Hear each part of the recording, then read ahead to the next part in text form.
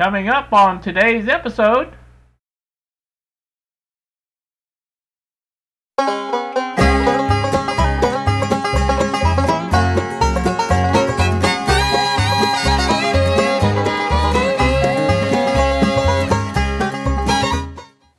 Good day, YouTube. Here with you at the bench once more, and what you see in front of the lens there on the camera is, yes, a package from the old64goat, as he promised to send it. Originally, I think it was scheduled to get here tomorrow, but USPS got on the ball with this one and got it here a day early, so there you go. Like I say, this is from Bill, old64goat. And what we're going to do is take a look, open it up, and see what's inside. I'll do that off camera, and then we'll see what's inside of it. Stay tuned. Alright, we are back once again. As you can see, on the spread out on the bench in front of you is all of the items that Bill, old64goat, sent me. And I'll go through them at one at a time. This is the little breadboard kit, whatever you want to call it, for breadboarding circuits. That's nice. This is the low capacity probe kit that he sent. I think he said that was Heath kit. Not really sure. This is a solder sucker, and that would be nice. These are TO3 heat sinks, transistor heat sinks. And this is the little frequency counter. And that is nice as well. Now this camera here was not mentioned. I don't believe Bill mentioned this. But I forget the model number, but he says the touchscreen is dead, but the camera does record just fine. So we'll take a look at that. This is the theremin kit to build a theremin. And also this is a little Bell & Howell shortwave portable radio. And it looks very nice.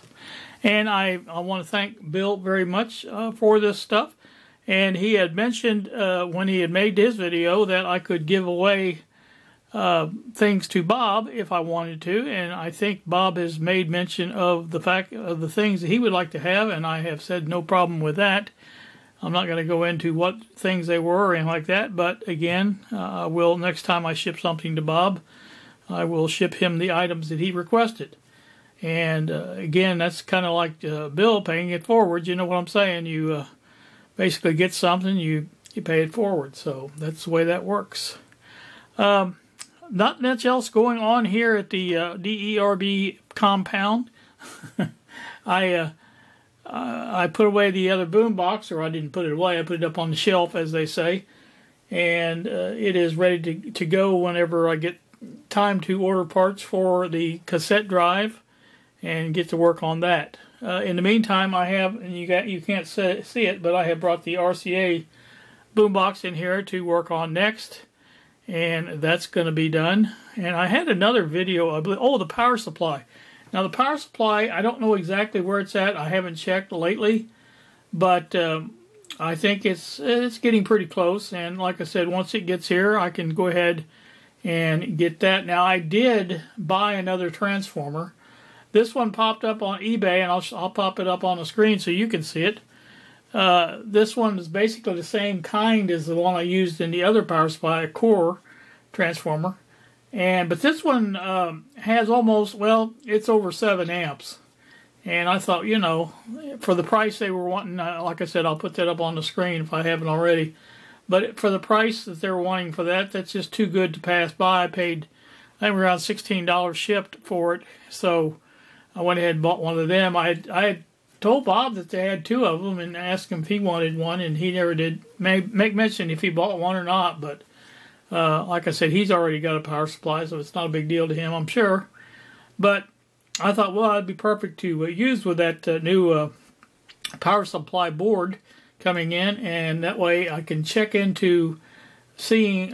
Bob had mentioned some of the stuff that you had to do to make that usable on higher amperage, and that would be my only goal as far as getting the bigger amperage transformer would be to, you know, make it higher amperage output.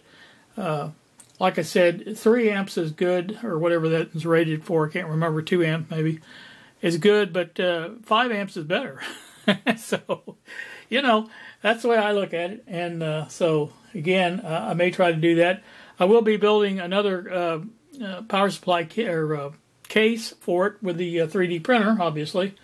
And I'm going to make it a little bit bigger than it needs to be this time, because this last one I made for the other power supply that I built was just, it was just right. In other words, it fit perfectly, but it was just too close on everything. It was makes it a little hard to wire and everything else, so I decided I would, take the next one and make it a little bit bigger than it had to be, and that way I wouldn't have the same kind of problems with it that I had with this last one. So I'm not really sure what I'm going to do with all of this, but I will probably make videos on anything I do with any of it, and we'll go from there. But again, like I say, I want to thank Bill, old64goat, for sending me this stuff. Like I said, it is some useful stuff, and he knows how I like transistor radios, and I appreciate the little shortwave one, and that's nice. And so I guess that's going to do me. I didn't really want to make a long video on this, but I did want to make a video because I did promise Bill I would make one.